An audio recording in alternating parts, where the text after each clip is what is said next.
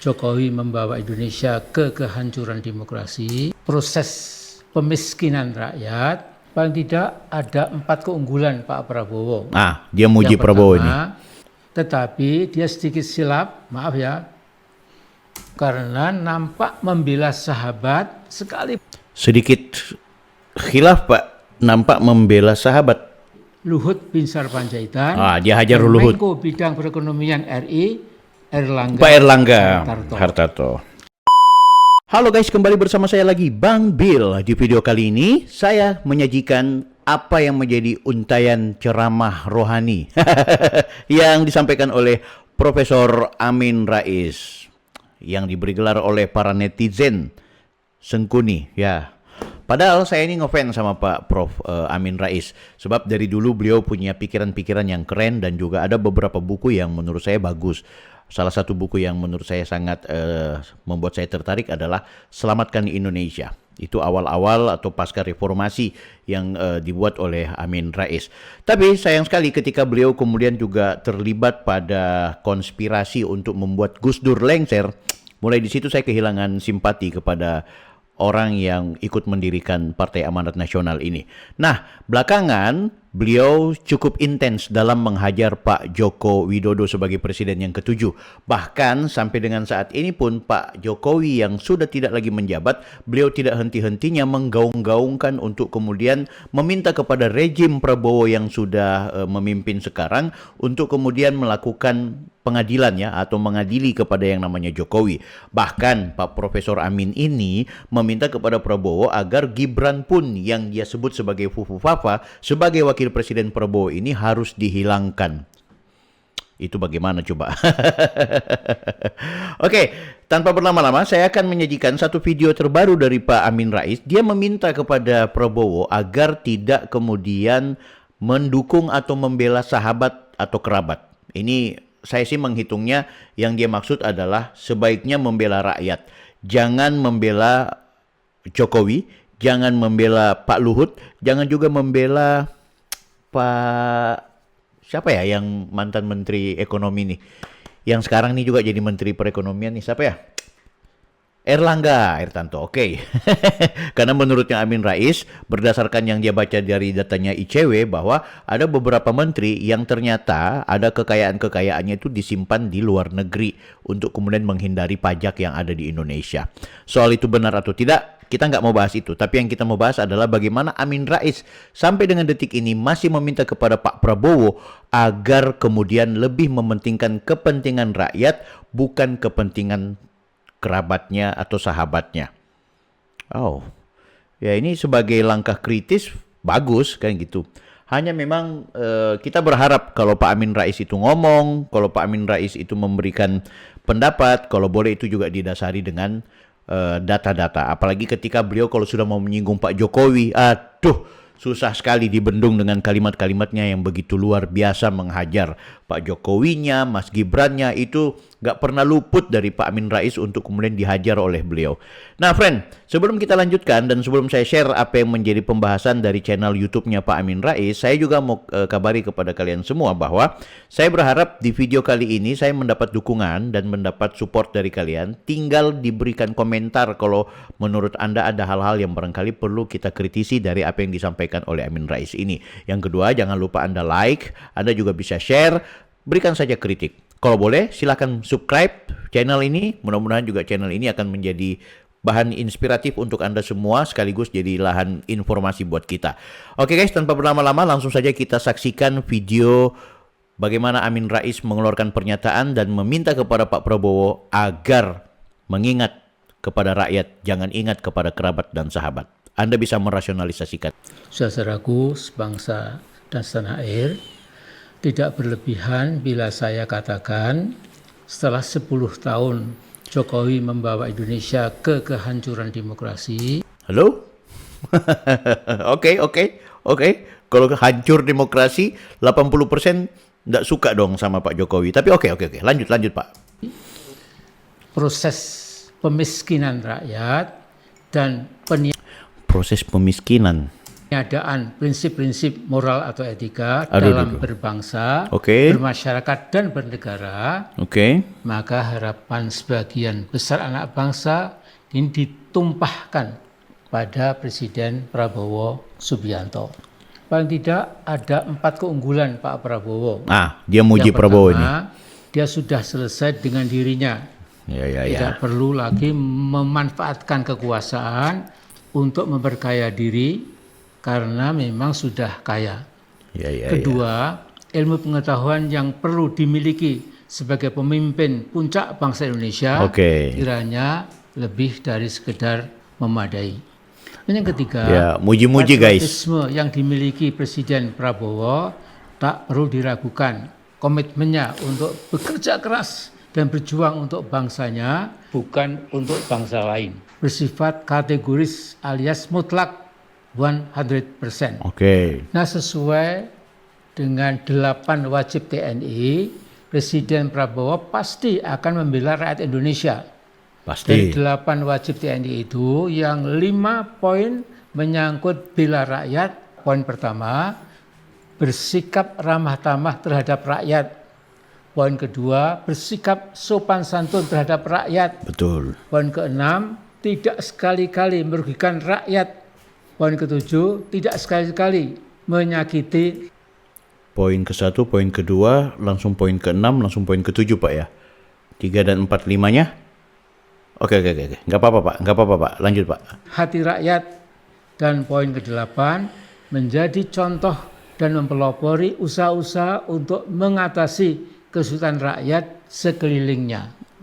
Terus tugas pokok Presiden Prabowo adalah membela rakyat, bukan yang lain. Tidak mungkin membela sahabat ataupun kerabat. Oke. Di titik ini saya ingin menyampaikan Pak Prabowo tidak membela kerabat.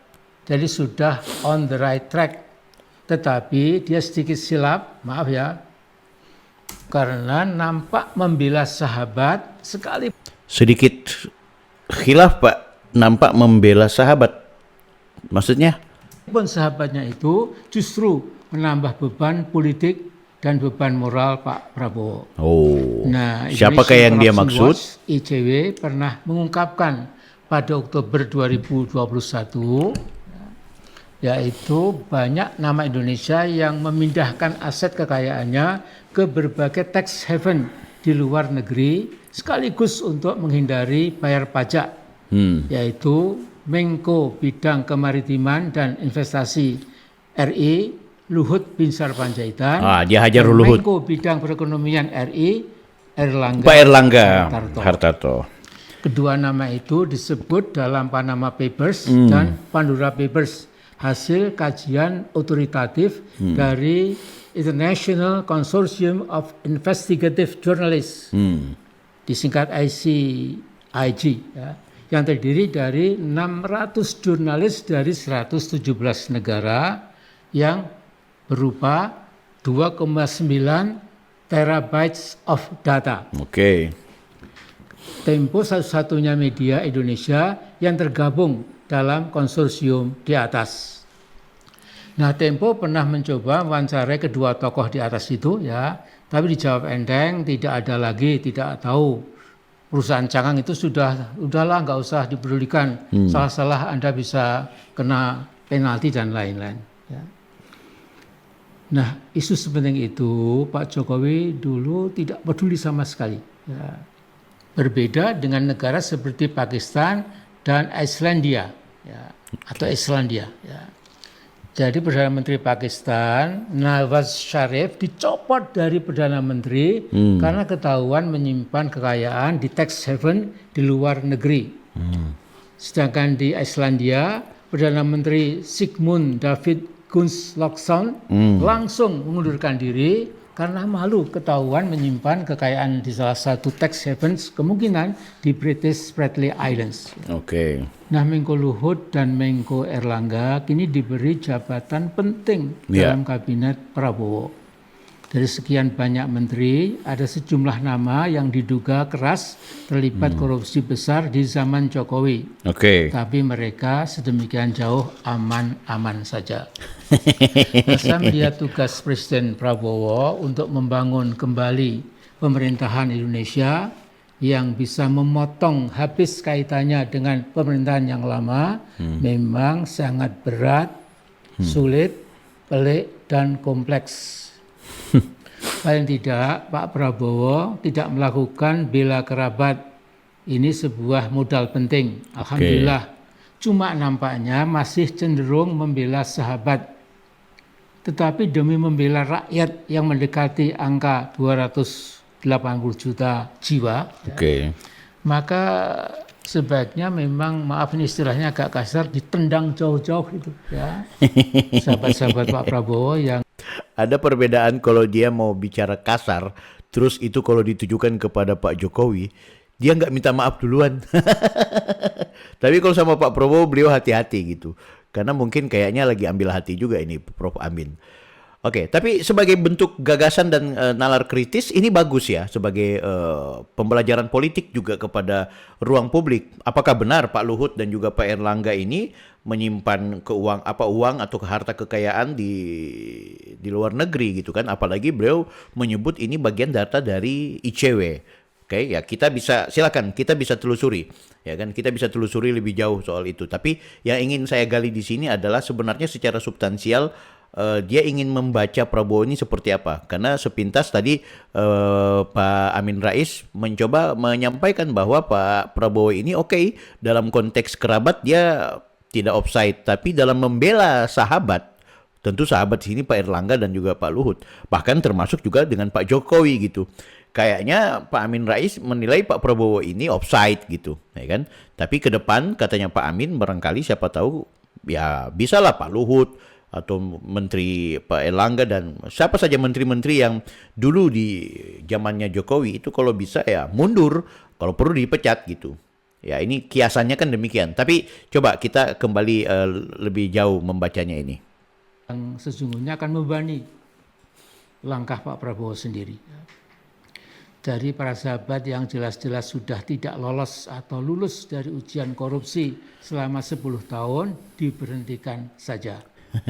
Presiden Prabowo jauh lebih tahu dari saya tentu ya. Saya hanya mengingatkan penumpang kapal besar politik dan pemerintahan Pak Prabowo itu banyak yang merusak kapal dengan tangan mereka. Ada yang melubangi dinding kapal, ada yang mencoba merusak kompas kapal, dan jangan lupa ada yang mencoba merebut kemudi nakoda kapal, dan seterusnya. Ya. Kalau sudah mau bicara soal merebut kemudi kapal, ini pasti ke Gibran ini. Oke. Asik Pak. Nah, kalau yang video ini aku pikir Pak Amin Rais agak sedikit soft ya. Yang nggak berani hajar-hajar Prabowo seperti dia hajar Pak Jokowi.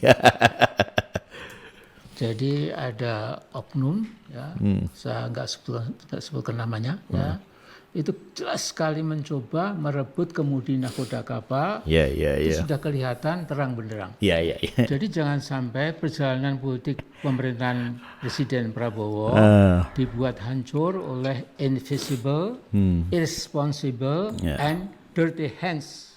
Jadi tangan-tangan yang kotor, yang tidak nampak kasat mata dan sama sekali tidak bertanggung jawab, itu memang harus diwaspadai. Jadi seperti nyanyian, it's now or never, tomorrow will be too late. Nah karena itu saya ingin menambahkan di sini, jadi ada lembaga studi tax haven itu ya, dia mengatakan bahwa ini data bagus ternyata nih. Seperti di sini ya, lihat ya. Itu tax haven yang paling besar itu pertama Hong Kong yang mengamankan 2,8 triliun US dollar. Ya. Yang kedua Switzerland atau Swiss ya, yang mengamankan dan sekaligus juga melakukan pencucian uang, money laundering, itu sebesar 2,6 triliun US dollar. Oke. Nah, kemudian ketiga itu di depan hidung Indonesia, Singapura. Ya, ternyata itu adalah tax haven yang paling besar ketiga di muka bumi. Dengan Luxembourg, Jersey, Bahrain, Cayman Islands, Panama, Macau, Isle of Man dan lain-lain itu hanya ratusan miliar dolar saja. Ya. Oke. Jadi ini memang tugas sangat berat, saya tahu. Ya. Oke. Dan Pak Prabowo tentu sudah sangat tahu. Ya. Jadi saya yakin think tanknya Pak Prabowo pasti sudah menggelar keadaan tax haven itu. Ya. Dan Singapura adalah yang paling dekat, dan pejabat-pejabat tinggi kita, ya saya yakin ya pasti sudah menyimpan uang haramnya itu di negara tetangga kita itu, ya. Dan mereka aman-aman saja. Ya. Jadi ya kita sulit ya untuk melihat bagaimana solusinya. Tetap. Oke, makasih Pak Amin atas datanya. Friend, Anda bisa menilai ya apa yang menjadi maksud dan tujuan dari Pak Profesor Amin Rais. Memang dalam catatan sejarah kita tidak sedikit ada pribadi-pribadi, tidak hanya pejabat ya, bahkan konglomerat atau orang-orang yang mungkin berafiliasi dengan pejabat itu memiliki kekayaan yang kemudian itu disimpan di negara-negara tetangga. Tadi dijelaskan ada data yang menyebutkan bahwa Hong Kong sampai dengan Bahrain, Singapura, ya, sampai ke bawah ini Panama, itu ada banyak simpanan-simpanan kekayaan ya, simpanan-simpanan uang miliknya orang-orang yang berasal dari daerah-daerah lain, kemudian simpan ke negara-negara tersebut. Ini menarik menurut saya gitu. Nah, bagus, Amin Rais ingin mengingatkan kepada Pak Prabowo agar sekiranya ke depan pejabat-pejabat kita atau siapapun mereka yang hari ini terafiliasi ternyata menyimpan dananya atau kekayaannya di luar negeri, itu sekiranya mendapat perhatian serius oleh Pak Prabowo gitu. Beliau sih menjelaskan bahwa dia cuma sekedar mengingatkan, dan beliau sangat tahu bahwa yang namanya Pak Prabowo pasti sangat menyadari hal itu. Ya maksudnya gue kalau Pak Amin tahu, Pak Prabowo sudah sangat tahu, Pak Prabowo sangat mengerti, ngapain dijelasin, ngapain diingatin. Oke, tapi bagus sebagai informasi dan sebagai modal buat Pak Prabowo kemudian akan menjalankan pemerintahannya ini tanpa beban dari pembantu-pembantunya atau pejabat-pejabatnya yang ternyata punya luka-luka bermasalah. Tapi guys, tidak sampai di situ. Yang jangan dilupakan adalah siapa sebenarnya Amin Rais selama ini. Ya, selama ini. Apalagi beliau tadi bikin semacam tanda-tanda atau kode-kode menyampaikan kepada Pak Prabowo agar berhati-hati, mengingat ada person-person tertentu, ada tangan-tangan tertentu yang akan merebut kekuasaan. Tidak hanya mengganggu kekuasaannya Pak Prabowo, tapi akan merebut kekuasaannya Prabowo. Aku sudah tahu itu pasti ujung-ujungnya adalah ke Mas Gibran sebagai wakil presiden, karena menurut dia sudah ada tanda-tanda ketika kemudian Pak Gibran ini sudah memperlihatkan kinerjanya gitu. Itu bisa kita lihat lah di episode-episode saya sebelumnya, sudah kita share ke teman-teman. Nah, tapi yang jelas tentu Pak Prabowo bukan orang yang kemudian bisa disetir oleh Amin Rais. Tidak akan kemudian terjebak dengan apa yang menjadi aspirasi kalengan. Apalagi kalau mau bicara atas nama rakyat. Mengingat kelompoknya Pak Amin Rais ini bukan kelompok yang kemudian representasi rakyat secara mayoritas, kan gitu. Orang atau masyarakat itu semua udah percaya kok sama Pak Prabowo. Prabowo punya cara jitu untuk menyelamatkan masa depan Indonesia, yang sebenar-benarnya menyelamatkan Indonesia, tidak seperti asupan jempol sekedar yang ditulis oleh Pak Amin Rais di bukunya Selamatkan Indonesia. Anda bisa menilai guys, tetap kita akan menilai dan juga membaca situasi ke depan Pak Prabowo dan Mas Gibran seperti apa, dan kita juga akan melihat sejauh mana Pak Amin Rais ini tetap kritis dalam konteks pemerintahannya Pak Prabowo, walaupun beliau saat ini agak soft, tidak seperti beliau hajar Jokowi dulu. Saya Bang Bill, Offside.